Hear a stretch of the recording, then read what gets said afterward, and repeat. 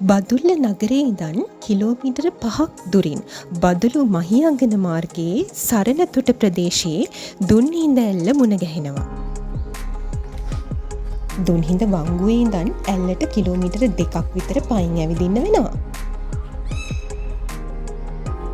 දුන්හිඳ ඇල්ලට ළඟාවීමට ඇති මංපෙත යෙදී තියෙන්නේ රමණීය වන ප්‍රදේශයක් පසු කරමින්. දුන්හිඳ යන අතරමඟ මගදිගට ඔබට ගොඩක් කඩවල් පුංචි කඩවල් හම්බ වෙනවා අඩිපාර මගදිගට.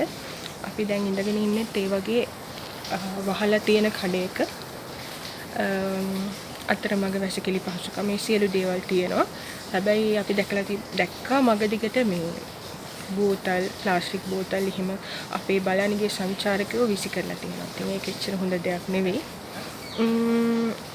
ඒත් එක්කම කියන්න ඕන තව කාරණයක් තියෙනවා. ඔබ Google හරහා දුන්හිඳ දිය ඇල්ල සොයාගෙන යනවා නම් දුන්හිඳ waterfall කියලා සර්ච් කරන්න එපා. දුන්හිඳ waterfall access point කියන නමින් සර්ච් කරන්න.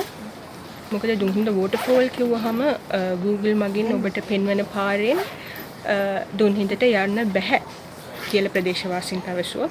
ඉතින් දුන්හිඳ waterfall access point කියන තැන සර්ච් කරලා එතනට ගියොත් ඔබ නිවැරදි විදිහට ඒ මාර්ගෝපදේශය ලැබලා තියෙනවා.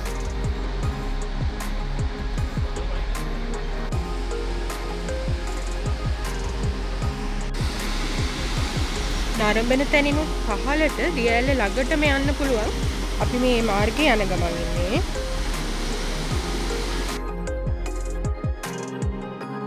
මහවැලි නදියේ ශාඛාවක් වෙන බදුලුවය අඩි 210ක ඉහළ සිට බිමට ඇද හැලෙන්නේ හෝ හඬ නගමින්. මේ මහා ජලකඳ අසල තියෙන ගල් තලාව මත ගැටිලා මීදුමක් වගේ විසිර යන නිසා තමයි දුන්හිඳ කියන්නේ. දුම්හිඳ දුන්හිඳ.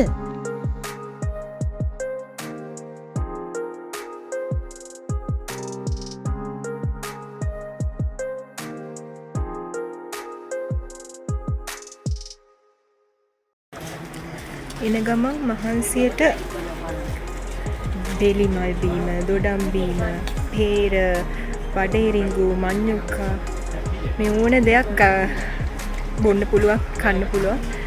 එහෙම කාලා මහන්සිය නිවාගෙන හිමින් සැරේ එන්න පුළුවන්.